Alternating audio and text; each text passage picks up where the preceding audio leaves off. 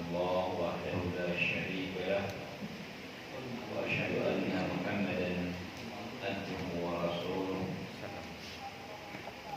وخليله وصفيه صلى الله عليه وعلى آله وأصحابه ومن تبعهم بإحسان إلى يوم الدين أما بعد.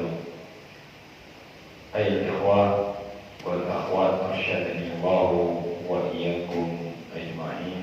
Alhamdulillah, di kesempatan yang baik ini Allah Subhanahu wa taala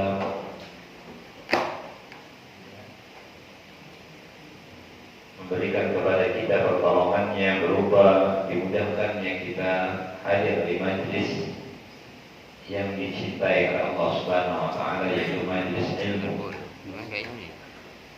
Yang dengan ilmu inilah Allah Subhanahu wa taala tinggikan derajat hamba-hambanya. Yarfa'illahu alladhina amanu minkum walladhina utul ilma darajat. Kami meninggikan dan Allah meninggikan orang-orang yang beriman di antara kalian dan orang-orang yang berilmu beberapa derajat. Artinya Allah memuliakan orang-orang yang beriman. Tapi sekiranya orang yang beriman ini memiliki ilmu yang lebih banyak, yang lebih bermanfaat dan diamalkan daripada sebagian yang lainnya, maka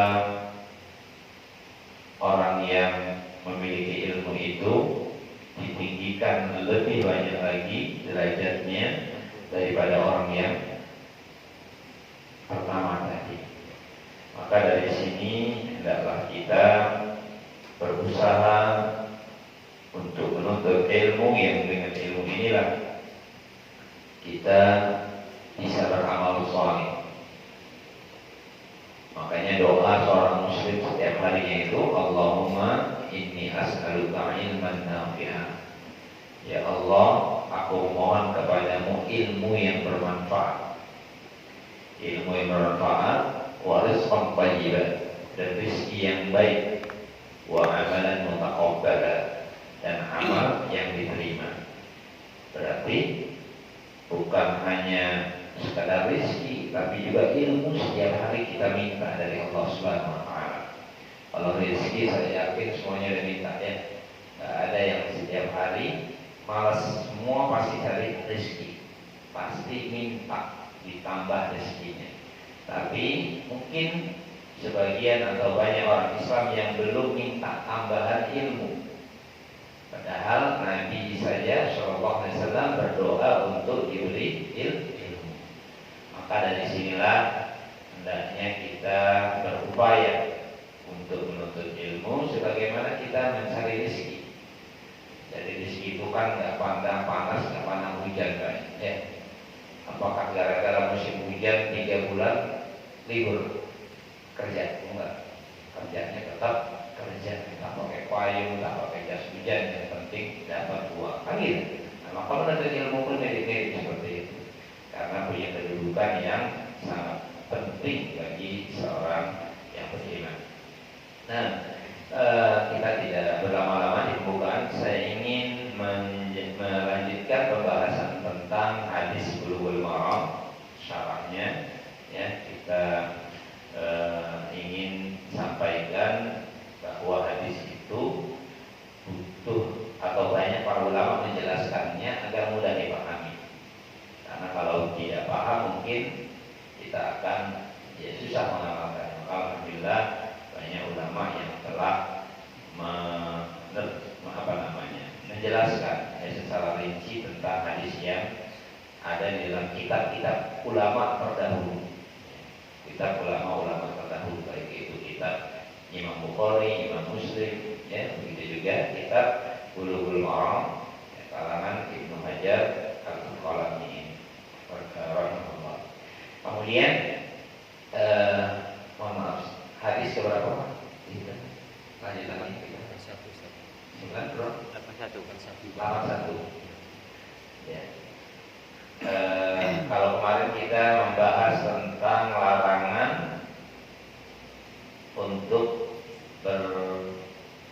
larangan buang air, ya, atau buang air baik kecil maupun besar di bawah apa? Di bawah pohon. Takut kita dengan orang-orang yang melaknat. Itu apa? Alladzi yatakhallaf fi tariqin nas wa fi dhillihim. Hadis berikutnya tentang nggak boleh juga di tempat air yang tergenang atau air yang tempat mata air. Tetapi di sini hadisnya dhaif. Ya, hadis dari Aunaqin. Tetapi walaupun hadisnya dhaif, tetapi punya kesamaan makna dengan yang sebelumnya, bahwa setiap yang mengganggu manusia tidak boleh. Begitu juga hadis berikutnya dikeluarkan oleh At-Tabrani, larangan di bawah pohon yang berbuah. Wa akhraja At-Tabrani an-nahya an tahtil asyjari musnirah. Ada Pak? Lihat. Ada? Dibaca, terusin Pak. Dilanjutkan. Diikuti urutan yang di sini. Ada? Lanjut Pak. Ke depannya lagi berarti. Terus. Ya. Saya pakai yang di sini. Urutannya An-nahyu Ittaqul la'inaini sudah dapat. ittaqul la'inain. Nah, itu kan sudah. Nah, lanjutkan terusan berikutnya. An-nahyu. Iya, betul. Ya, itu masih satu tema ya. Lanjut. Kemudian larangan dari antahtil asyjaril musmirah. Ada?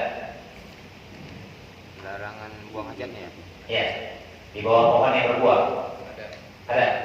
Ya sudah, itu mulai dari situ Pak, kita lanjutkan. Ya, kemudian dan dari sungai atau air sungai yang mengalir, ya, dan ini hadis dari Ibnu Umar, tapi sanadnya dhaif juga. Ayo ya, walaupun ini hadis ada kedhaifan atau dinilai dhaif oleh sebagian ulama, tetapi maknanya memang diamalkan karena memiliki kesamaan makna dengan yang sebelumnya, ya, yaitu tentang mengganggu atau buang air yang bisa mengganggu manusia ketika itu dilakukan di tengah jalan atau di tempat berteduhnya manusia. Jadi begitu.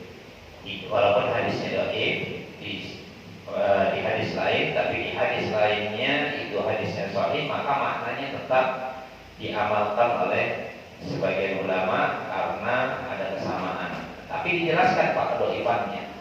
Dijelaskan sebab kedhaifannya, ya. Tapi mungkin bukan ranah kita untuk memperdalam, tapi setidaknya kita tahu itu hadis dhaif sebagaimana penjelasan para ulama. Kemudian penjelasannya kemarin sudah kita bahas bahwa kita tidak boleh buang air di tempat tersebut karena memang itu mengganggu, dan bahwa memang ada dalam ayat di dalam Al-Quran larangan secara umum, yang menjelaskan tentang mengganggu atau menyakiti manusia, ya, disebutkan dalam banyak ayat atau di dalam hadis lain juga disebutkan tentang larangan ini. Contoh Nabi Allah SWT berfirman, walladzina yu'dunal mu'minina wal mu'minati bighairi maktasabu, dan orang-orang yang mengganggu orang-orang beriman.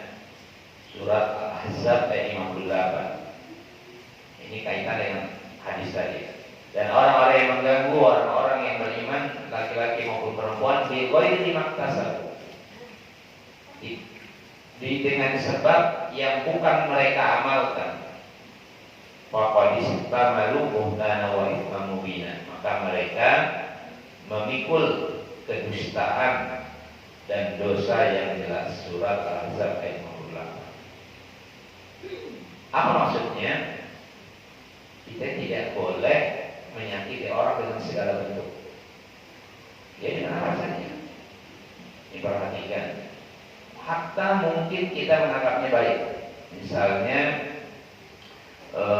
sering kita perhatikan di masyarakat, orang membaca Al-Quran dengan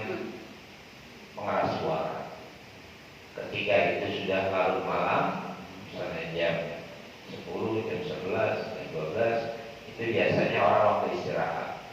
Bisa jadi orang yang dekat dengan masjid merasa terganggu, walaupun sebagiannya tidak. Ya, tetapi dia tetap semua yang bisa mengganggu orang lain, walaupun itu ayat Al-Quran, tapi kalau dia dibaca bukan pada waktunya, maka itu bisa menimbulkan ya gangguan, yang merasa terganggu. Walaupun sebagian tidak terganggu, tetapi ada yang terganggu, maka dia boleh.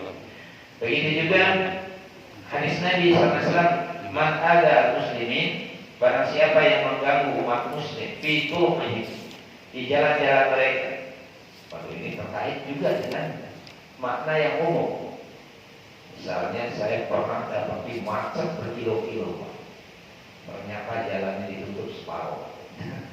Kenapa? Karena ada yang nikah. Jadi kan baik, tapi ketika mengganggu ya manusia yang sampai berkilo-kilo macet, ada yang kepanasan, ada yang sedang sakit, ada yang sedang ada hajat atau ada keperluan mendesak, maka hal seperti ini dalam dihindari. Jangan sampai kita nanti ya wajibat alaihi laknatuhu, maka dia berhak meraih laknat dari umat Islam. Kan berat ya dilaknat. Kenapa? Ya karena menyusahkan umat Islam. Maka tidak boleh ya, kita usahakan semua yang mengganggu orang Islam itu jangan kita lakukan. Menghalangi jalan mereka, ya mengganggu ketenangan mereka, kita hindari. Kenapa? Ya karena ada alasan. Ini kan tidak tiap hari, ini juga mungkin ya sekali-sekali betul. Ya tetapi ya ini mengganggu dan bisa menyebabkan kerusakan-kerusakan di masyarakat. Misalnya ada orang sakit terhalang sampai ke rumah sakit, kemudian sakitnya parah, atau orang yang mungkin ya sedang ya ada janji tepat waktu, mungkin terhalang dari sholat pada waktunya. Kenapa? Dan jalannya tertutup. Maka ini harus kita ya hindari hal tersebut. Nah, jadi itu tentang hadis tentang larangan buang air di tempat jalan-jalan mereka. Kemudian kita lanjutkan, termasuk di bawah pohon yang berbuah. Karena orang biasanya di tempat pohon berbuah itu, ya mereka akan ya memanfaatkan pohon tersebut. Seperti itu juga. Kemudian larangan dari tempat orang berteduh, ya ini sudah kita bahas juga. Ya, atau tempat-tempat orang yang memang suka jalan di tempat tersebut. Nah, kemudian di air yang dipakai oleh orang atau air yang biasa dimanfaatkan oleh orang, mata air atau air yang mengalir itu nggak boleh. Ya, biasanya kita dapati di sungai-sungai, ya maka ini mengganggu orang yang memanfaatkan air sungai tersebut. Kemudian kita lanjutkan pembahasan. Atau di pantai-pantai sekalipun nggak boleh, Pak. Karena pantai itu biasanya dimanfaatkan oleh orang lain. Pokoknya semua tempat yang di sana manusia akan melalui atau berteduh atau ada di sana, maka itu tidak boleh. Ya, seperti itu. Nah, kemudian kita lanjutkan, Pak. Kalau di sini dibuat judul oleh Syekh Abdullah bin Shalih Al-Fauzan, An-nahyu 'anit takasyuf wa ta'addus 'ala qada'il hajah. Larangan dari menampakkan ya diri dan berngobrol ketika buang hajat. Ya, dibaca hadisnya nanti lihat di sini. An Jabir radhiyallahu anhu, qala Rasulullah sallallahu alaihi wasallam, "Idza taqawwaqa ar-rajulani," apabila buang air ar-rajulan, dua orang laki-laki, fal yatawara kullu wahidin minhuma, hendaklah ya memisahkan diri atau menjauh setiap dari keduanya an sahibi, dari kawannya itu. Wala yatahaddatsa, dan jangan dia ngobrol, jangan berbincang-bincang. Kemudian fa innallaha yaqutu, karena sesungguhnya Allah Subhanahu wa taala murka terhadap hal tersebut. Ini disahihkan oleh Ibnu Sakan wa Ibnu Qattan, ya, seperti itu. Dan ini disahihkan juga oleh Al-Albani rahimahullah dalam kitabnya As-Shahihah, hadis nomor 312. Itu 3120. Kemudian apa makna dari hadis ini? Makna dari hadis ini yang pertama, bahwa ini disebutkan tentang taqawud. Taqawud itu al-qaid. Al-qaid itu kalau kita nyebutnya itu keluar manusia mengeluarkan kotorannya dari belakang. Ya. Ya. Orang nyebutnya BAB. Walaupun tidak tepat juga, tapi itu sudah terlanjur terkenal di tengah manusia. Ya, buang kotoran dari belakang. Kemudian al-qaid ini maksudnya sebenarnya kata Syekh, ya, tempat yang dia itu rendah dari muka bumi. Maksudnya jarang kelihatan, agak miring atau jarang tidak terlihat dari tempat lainnya atau agak terhalang dengan sesuatu. Ya. Kemudian dikatakan seperti itu karena memang itu secara umum orang memakai tempat itu untuk buang air dahulu. Ya, tapi kalau sekarang berarti tempatnya biasanya orang di kamar mandi atau di WC. Disebut rajulan, dua laki-laki. Ya, walaupun di sini maknanya laki-laki, tetapi termasuk di dalamnya juga perempuan. Kenapa? Kalau laki-laki saja nggak boleh, apalagi perempuan. Ya, karena perempuan itu tentunya lebih mulia lagi, ya, lebih dijaga lagi auratnya.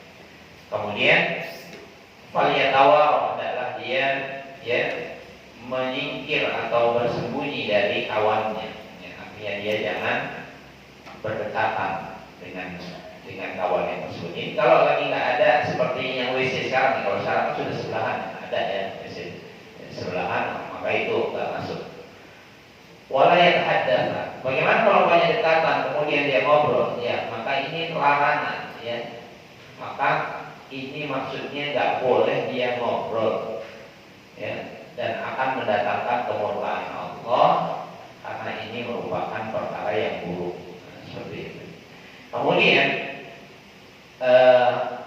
bagaimana kalau umpamanya seseorang itu dalam kondisi darurat harus bicara? Itu kalau ngobrol, misalnya kayak di sebelahan WC-nya dia ngobrol, makanya tidak boleh. Kenapa? Sesuatu yang tidak sopan, tidak baik, ya. Artinya idealnya kan orang kalau buang air itu dia segera menjauh. Ini malah ngobrol, maka tentunya larangannya lebih tidak boleh lagi, kan, seperti itu.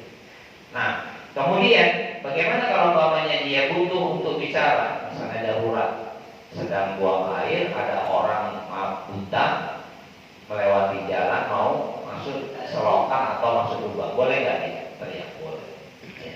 Atau dia ingin ngasih tahu orang bahwa ada bahaya, ya, ada kalajengking atau ada ular, ya boleh. Nah, dalam kondisi darurat maka boleh. Tapi dalam kondisi yang biasa maka nggak boleh, ya, ngobrol seperti itu. Kenapa? Karena orang yang sedang buang air itu, ya, dia ini sedang dalam kondisi lemah, ya. Maka nggak boleh dia menunjukkan atau dia mengungkapkan aibnya, karena terkadang orang buang air itu bersuara dan seterusnya. Maka ini adab di dalam Islam. Sekali lagi, ya, adab ini sekiranya kita amalkan maka kita akan mendapatkan pahala. Ya, jangan sampai kita meremehkan sesuatu yang dilarang dalam Islam. Nah, kita lanjutkan penjelasan tentang beberapa adab di dalam buang hajat. Hadis berikutnya, an Abi Qatadah radhiyallahu anhu qala Rasulullah sallallahu alaihi wasallam la yumsikanna ahadukum dzakarahu bi yaminihi wa huwa yaqul. Janganlah memegang salah seorang kalian kemaluannya dengan tangan kanannya, wa huwa yaqul, padahal dia sedang buang air kecil. Wala yatamassah minal khala'i bi yaminihi, dan jangan pula dia menyentuh dari bahasa kita ya, cebok bahasanya, ya, mensucikan bekas buang air besarnya itu dengan tangan kanannya, harus pakai tangan kiri berarti. Wala yatanaffas fil ina, dan jangan pula dia bernapas di dalam ina, di dalam bejana gelas. Ya. Ketika minum jangan sambil bernapas. Ya, nanti kita jelaskan maknanya. Ini hadis sahih, riwayat Bukhari dan Muslim, dan ini riwayatnya apa? Matan Imam Muslim, maksudnya hadis dari Imam Muslim, kitab Imam Muslim. Kemudian maksudnya jangan memegang ini, ya, larangan. Ya, jangan sampai memegang dengan tangan kanannya dan dia sedang kencing. Ini adab bahwasanya tangan kanan ini dimuliakan, ya, dimuliakan. Maka dia tidak boleh, ya, ketika Allah memuliakan sesuatu kemudian dia menghinakannya. Nah, seperti itu. Jadi nggak boleh, karena yang baik-baik itu untuk tangan kanan itu yang baik-baik, sedangkan yang kurang-kurang baik itu dengan kiri. Bagaimana dengan pendapat atau hadis lain yang mengatakan kebolehan menyentuh? Ya, kebolehan menyentuh itu secara umum. Misalnya dalam kondisi darurat boleh menyentuhnya, tapi dalam kondisi buang air maka tidak boleh dengan tangan kanan. Nah, jadi seperti itu ya. Jadi buang yabul ini menunjukkan ketika buang air saja dia nggak boleh. Dalam kondisi lain darurat maka dia dibolehkan. Nah, kemudian larangan berikutnya adalah larangan untuk atau larangan di sini juga larangan istinja dengan tangan kanan, atau bahasa kita istinja itu cebok atau membersihkan tempat keluarnya kotoran baik itu kencing maupun ya dari belakang. Ya, ini nggak boleh, mau dengan batu maupun dengan air tetap nggak boleh dengan tangan kanan, tetapi hendaknya menggunakan tangan kiri. Ya, seperti itu. Ketika kita mendengar dari Nabi SAW larangan, apa yang harus kita lakukan? Ya, kita tinggalkan. Jangan kita protes. Kenapa begini? Enggak. Karena Nabi SAW itu sudah menetapkan, ya, idza amartukum bihi, ya, fa'tu mastata'tum. Kalau aku memerintahkan kepada kalian, lakukan semampunya. Ya, lakukan semampunya. Sholat berdiri, nggak mampu duduk, nggak mampu duduk berbaring. Kan gitu, ya. Pokoknya semampunya, kerjakan semampunya. Ketika wama nahaitukum anhu fajtanibu, apa yang dilarang beliau maka jauhilah, ya, seperti itu. Ya, maka kita tidak boleh punya banyak alasan untuk menolak. Walaupun kita belum tahu ilmunya, kok nggak boleh bernapas sambil minum, ya, ya sudah selesai, karena itu sudah larangan. Kalau kita tahu ilmunya maka itu alhamdulillah, gitu ya. Jadi walaupun nggak tahu, tinggalkan dulu kalau larangan. Soal nanti kita suatu saat kita tahu baru kita nambah mantap lagi. Nah, larangannya kata Syekh, ya, Syekh Abdullah, ya, bin Shalih Al-Fauzan, kata beliau larangan di nafas di ina, ya, di bejana atau di gelas itu ada sebab ada sebab yang diteliti atau direnungkan oleh para ulama. Yang pertama, bahwa bernapas di dalam bejana waktu kita minum, ya, ini bisa jadi mengotori air yang ada di situ, ya. Bisa jadi sesuatu jatuh dari napasnya, ya, ke ke air tersebut. Makanya di dalam Islam itu kan dibolehkan ya sebenarnya minum dari satu bejana. Kalau zaman dulu seperti itu, ya. Jadi air sisanya dia tidak rusak. Yang kedua, bisa jadi, ya, orang yang sedang sakit ketika dia bernafas di saat minum itu, ya, kotorannya akan jatuh ke air tersebut.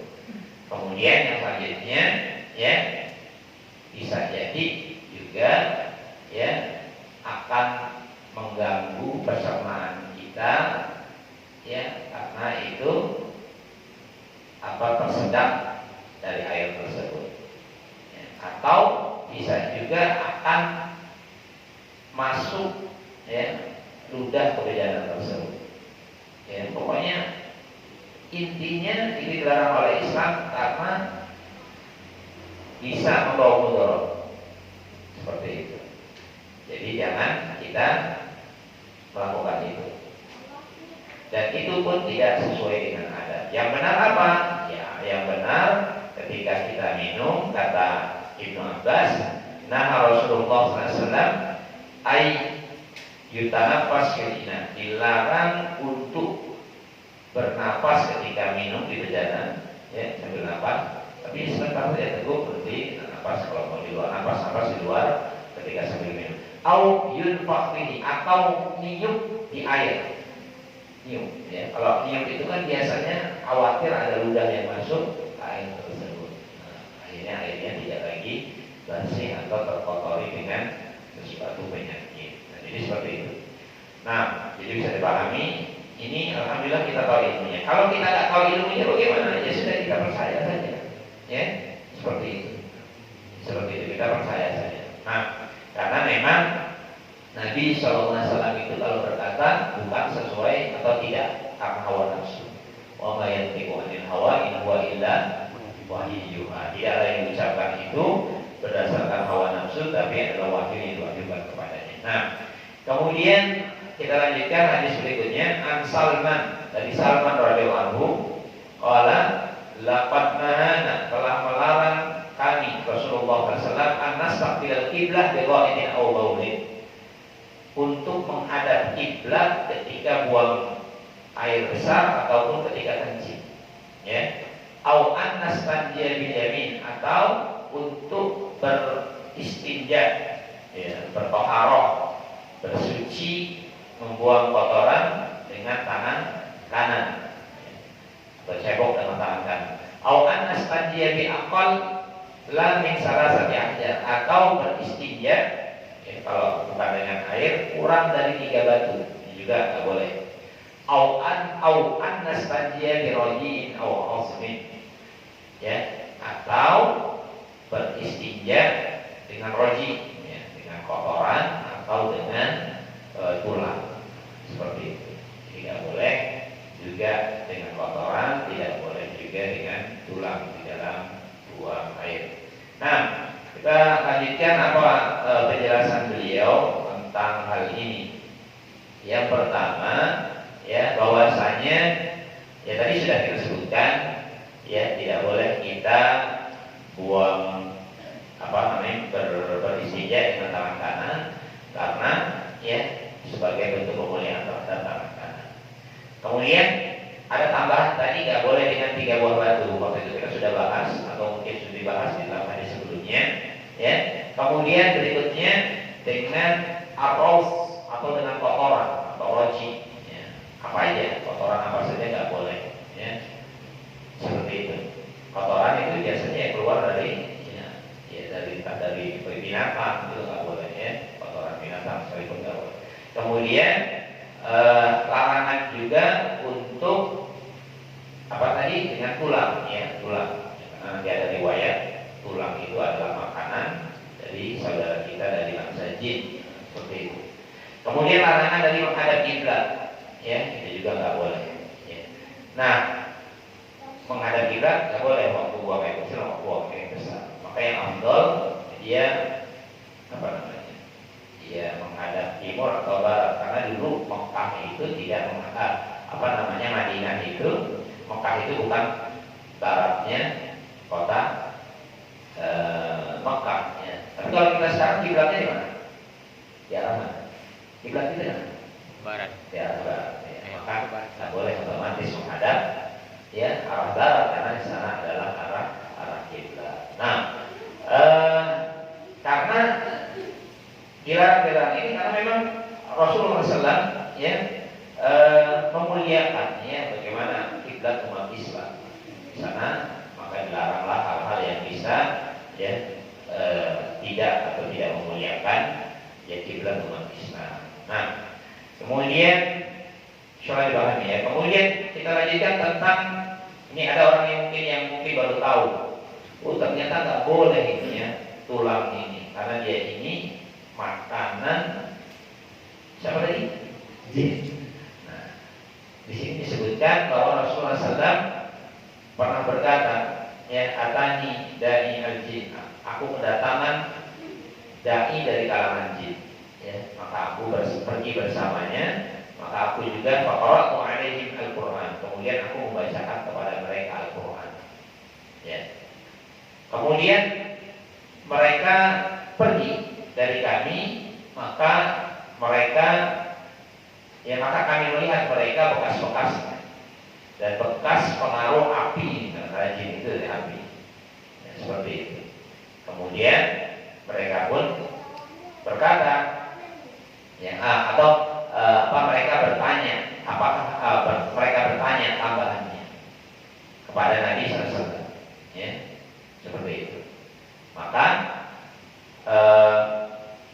mereka berkata, pada kalian lakum kullu azmin zikrusnallah alaihi yaqa fi aydikum aw farma yakunu lahman wa kullu ba'irah ya'alfu li dawabikum. Kemudian Rasulullah SAW bersabda, fala tastanjiu bihima fa innahuma ta'amu ikhwanikum. Jadi begini, bangsa jin itu bilang, ya, bahwa setiap tulang yang disebut nama Allah di sana, ya, pada tangan-tangan kalian, ya, itu, ya, sesuatu yang kami manfaatkan juga. Maka akhirnya kata Rasulullah SAW, setelah dia tahu Nabi SAW itu dimanfaatkan tulang-tulang tersebut, ya, maka beliau melarang, fala tastanjiu bihima fa innahuma ta'am ikhwanakum. Maka janganlah kamu bersuci dengan tulang itu, ya, tulang dari dari sisa makanan kita, dan juga tidak boleh kita bersuci dengan itu, baik buang air besar maupun buang air kecil, karena itu adalah makanan saudara kalian. Nah, seperti itu. Nah, jadi begitu. Jika tulang itu tulang yang berasal dari bangkai, maka dia najis, maka tidak akan mensucikan, ya, seperti itu. Begitu juga kotoran, ya, walaupun dianggap suci, maka dia itu nggak boleh, ya, itu nggak boleh, karena itu sesuatu bisa jadi najis yang dia tidak suci untuk bersuci. Nah, jadi gitu. Jadi ini adab ketika orang buang air, tidak boleh dia bersuci dengan kurang dari 3 buah batu, tidak boleh menghadap kiblat, dan tidak boleh dengan tulang dan kotoran. Kemudian penjelasan hukum menghadap kiblat. Nabi SAW bersabda di hadis berikutnya, hadis Abi Ayyub Al-Ansari radhiyallahu anhu, la tastaqbilul qiblata wa la tastadbiruha biqatin wala baulin walakin syarriqu aw waqihu. Janganlah menghadap kiblat, ya, jangan juga membelakanginya ketika buang air, ya, besar maupun ketika kencing, akan tetapi, ya, mengarahlah ke timur atau mengarahlah ke barat. Itu kalau posisi baratnya bukan seperti kita, ya, statusnya yang kiblat. Nah, seperti itu. Waktu itu, ya, Ka'bah itu maksudnya kiblatnya umat Islam, jadi mengarah ke sana, nggak boleh. Kalau kita sekarang kiblatnya arah ke sana, berarti kita tidak boleh ke sana. Nah, walaupun ada nanti keringanan, ada keringanan ketika, ya, itu di kamar mandi yang sudah memang nggak mungkin, jadi sudah kadung, gitu, ya, seperti itu. Makanya ketika ada ucapan dari para sahabat, ya, ketika mereka masuk ke dalam kamar mandi yang menghadap ke kiblat, ya, maka mereka sedikit miring. Wanan arif anhawa astagfirullah. Kami kemudian agak miring dari mengarah atau membelakangi kiblat, dan kami minta ampun kepada Allah Subhanahu wa taala. Istighfar.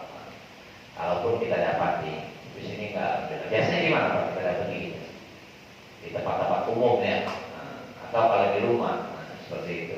Di rumah yang orang dulu nggak ngerti misalnya, maka kita, ya, agak miring sedikit agar tidak terlalu menghadap ke kiblat, seperti itu. Nah, kemudian kita lanjutkan hadis berikutnya.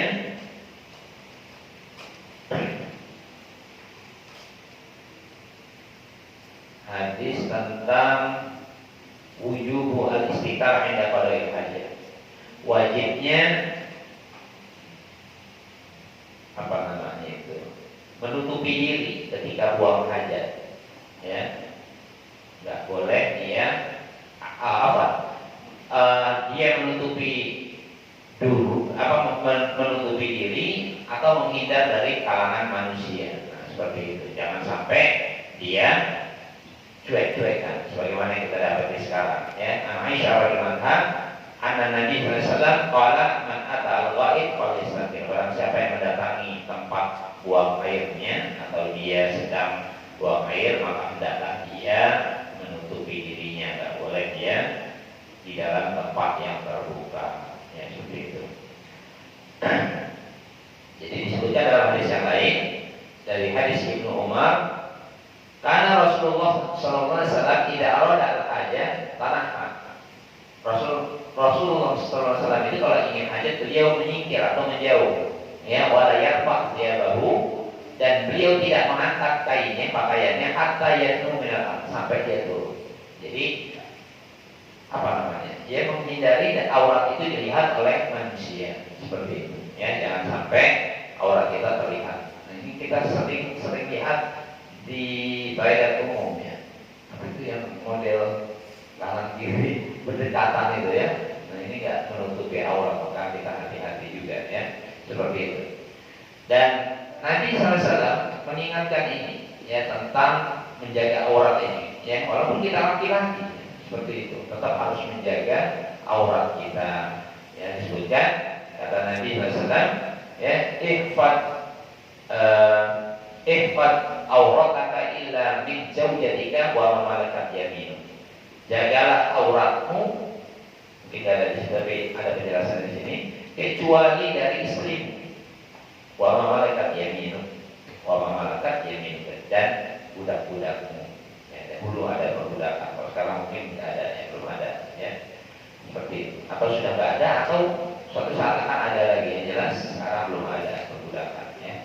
Budak wanita itu kan ya, itu punya kebolehan ya sang tuannya untuk berjima dengannya. Nah, qala qultu ya Rasulullah, berkata ya Rasulullah, fa idza kana al-qaum ba'dhum fi ba'din ya. Bagaimana kalau satu kaum ini bisa ya, laki-laki bisa melihat misalnya mandi di tempat yang bareng gitu. Maka kata Nabi SAW, ini istafa'ta alla yaraha ahadun fala yariyanna.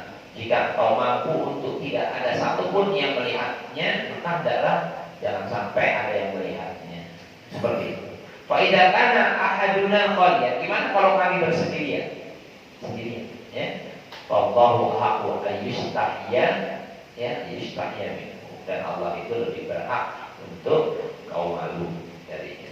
Masya Allah. Ya, jadi dalam kondisi sendiri saja jangan terlalu ada orang kalau sendirian itu cueknya kelewatannya. Ya, bila perlu pakai sarung dulu, baru pakai kita. Atau sesuatu tidak terlalu nampak. Ya. Seperti itu. Tapi juga tidak ada larangan kalau itu di depan pasangan sahnya, istrinya. Ya, jadi seperti itu. Tetapi kita juga tidak boleh berlebihan atau terlalu terlalu cuek ya, mentang-mentang di rumah sendiri dia berpakaian di sana, tidak boleh. Ya, kenapa? Karena kita pun harus malu kepada Allah Subhanahu wa taala. Nah, berikutnya ma yuqalu 'inda al-khuruji min al-khala. Apa yang dikatakan ketika keluar dari kamar mandi. Wa anha, dan dari beliau juga Aisyah radhiyallahu anha, anna Nabi sallallahu alaihi wasallam, adalah Nabi sallallahu alaihi wasallam karena idza kharaja min al-ghaib, kalau beliau keluar dari kamar mandi, qala ghufranaka. Beliau mengucapkan ghufranaka, aku memohon ampunanmu. Ini diriwayatkan oleh Imam yang 5 ya, dan disampaikan oleh Abu Hatim dan Hakim. Apa penjelasan dari hadis ini? Ya, bahwa ghufranaka ini maksudnya aku mohon ampunanmu wahai Rabb kami. Ini mirip dengan ayat Al-Quran surat Al-Baqarah ayat terakhir.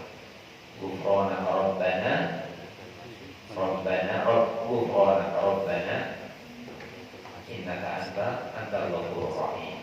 Ya, seperti itu. Aku mohon ampunanmu wahai Tuhan kami. Nah, gitu. Jadi gufronak disingkat. Kita bacanya gufronak itu maksudnya wahai Allah, aku mohon ampunanmu. Nah, seperti itu. Kemudian dan ampunan ini, memohon ampunan ini menyebabkan kita tidak dihukum dari dosa kita. Nah, sebagaimana kita ingin ya kotoran itu tidak ada pada tubuh kita, kita pun ingin dosa itu tidak ada pada diri kita. Nah, itu ya faedahnya. Nah, jadi baca itu. Dan biasanya orang buang hajat itu akan menjadi tenang, akan menjadi enteng tubuhnya. Maka kita harus mengingat bahwa beratnya dosa itu dan azabnya kelak itu akan menyebabkan kita ini akan hidupnya gelisah, hidupnya susah. Maka ya sebagaimana kita keluar kotoran kita, maka kita pun ingin dosa-dosa kita itu terhapus oleh Allah Subhanahu wa taala. Ya. Atau kata Al-Bawawi ada tambahannya. Bisa jadi beliau berdoa seperti itu karena beliau ketika di kamar mandi beliau tidak berzikir kepada Allah beberapa waktu. Maka beliau beristighfar atau meminta ampun terhadap perbuatan tidak berzikirnya itu. Karena tidak boleh zikir di kamar mandi, Pak. Seperti itu. Ya. Nah, kemudian juga di dalam hadis lain juga disebutkan, ya, tapi ada kedoifan di dalamnya. Alhamdulillahilladzi adzaba anni al-adha wa afani. Ya Allah, alhamdulillah yang telah menghilangkan dariku kotoran dan memaafkan aku. Ya, tetapi di sana ya ada juga kedoifannya. Tetapi hadis ini ya yang dipakai tadi gufronak. Kalau ini ada kedoifannya, jadi cukup tadi kita yang pertama. Nah, kemudian kita lanjutkan lagi manfaat waktu yang ada. Wajibnya istinja dengan 3 buah batu. Tadi kita sudah sebutkan singgung, tapi ini ada hadis lengkapnya. Dari Ibnu Mas'ud, wa an Ibnu Mas'ud radhiyallahu anhu, qala ata Nabi sallallahu alaihi wasallam Nabi mendatangi tempat buang air besar. Fa amarani an atiyahu bi thalathati ahjar. Kata Ibnu Mas'ud, aku datang dengan 3. Nah, maka beliau memerintahkan aku untuk membawa 3 buah batu. Fawajadtu hajaraini, maka aku mendapati 2 batu, walam ajid salisan, aku enggak dapat yang ketiga. Fa ataitu bi rawsa, yang satunya aku ambil rawsa. Rawsa itu kotoran apa yang sudah kering, kotoran binatang, ya. Fa qadahuma, beliau mengambil yang 2 batu tadi dan membuang yang rawsa, membuang yang kotoran. Beliau berkata, ada risun, ini adalah najis. Nah, di sini menunjukkan bahwasanya ya keutamaan Ibnu Mas'ud. Oh, Ibnu Mas'ud itu dekat dengan Nabi Sallallahu Alaihi Wasallam, dekat dengan Nabi Sallallahu Alaihi Wasallam sampai dalam perkara yang dekat ya beliau ambilkan, diminta untuk ambilkan batu dan sebagainya. Ini menunjukkan kedekatan beliau dengan Nabi Sallallahu Alaihi Wasallam, sehingga ilmunya juga beliau banyak, Abdullah bin Mas'ud ini. Nah, ini manfaat dekat dengan orang-orang yang berilmu sehingga mendapatkan faedah ilmunya. Ya. Kemudian berikutnya kita sebut tentang penjelasannya, bahwa hadis ini yang menunjukkan tidak boleh beristinja. Ya, istinja itu tidak dengan air ya. Kalau dengan air ya boleh dengan batu, dengan air. Tapi kalau dengan batu wajib dengan 3 buah batu. Kalau air sesuai dengan kebutuhan kita. Ini menunjukkan bahwasanya ya kita harus mengikuti sunnah Nabi SAW. Karena 2 ini nggak sempurna kata Nabi SAW, maka dilengkap antara 3 dengan 3 buah batu. Tapi kita sekarang jarang gitu ya. Bagaimana kalau punya tisu? 3 buah tisu. Gitu aja. Ya, ambillah 3 buah tisu sesuai dengan pengganti jadi batu tadi. Nah, kemudian penjelasan tentang apa yang tidak boleh diistinja untuk istinja. Tadi kita sudah sebutkan dari Abu Hurairah radhiyallahu anhu bahwasanya Rasulullah sallallahu alaihi wasallam melarang nama ayyustanja bi azmin aw rawsin, untuk beristinja dengan apa tadi, tulang dan kotoran. Innahuma, kata beliau, innahuma la yutahhiran, karena itu tidak membersihkan. Nah, ini hadis memuat bahwa tidak boleh dengan tulang dan tidak boleh dengan kotoran, ya, agar kita sempurna. Nah, kalau umpamanya kita dengan air, ya itu yang lebih baik. Ya, ini pendapat yang paling kuat adalah dengan air, karena air itu ya lebih bersih untuk membersihkan sisa kotoran. Nah, seperti itu. Nah, kemudian, nah, wujubu at-tanazzuh. Lanjutannya, wajibnya untuk berhati-hati minal baul, dari kencing, air kencing, wa annahu min asbabi adzabil qabri, karena ini kebanyakan sebab azab di dalam kubur. Mana hadisnya? Nabi SAW bersabda dari Abu Hurairah radhiyallahu anhu bahwa beliau, Nabi SAW bersabda, istanzihu minal baul.